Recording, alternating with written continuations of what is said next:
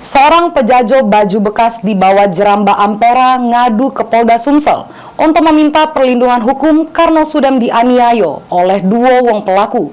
Juru keadaan kening berdarah sambil berjalan terkencot. Korban pun membuat laporan polisi.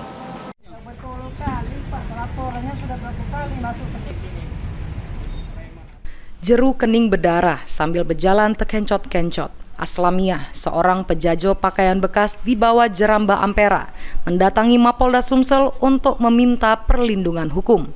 Dijelas ke korban bermula pelaku meminjam duit dengan dirinya pada 4 tahun yang lewat. Menurutnya duit utang tersebut tidak pernah ditagihnya. Namun tiba-tiba korban malah dianiaya pas nak buka lapak jajoannya. Dikata ke korban, dua wong pelaku langsung gebok dirinya di bagian kening, singgo berdarah. Kemudian bagian pinggang, tangan, kaki juga digebok oleh pelaku.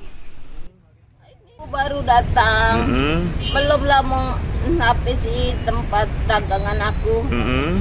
Uang rumahnya ngucap ya kulonte, uang gilo. Sudahnya alinya nian mawa kayu. Langsung ngebok. Iya, itu tangan kamu ini kecil. Kayak betis itu besar. Kayunya labuk hitam. Gepuk di bagian mana, Bu? Ini. Tangan, kaki. Ini. Itu di mana, Bu? Tempat kita jualan? Bawa Ampera. Kita lagi ngapain? Baru nak bongkar lapisan aku. Jualan, Bu ya. Iya. Jualan BJ, Bu ya.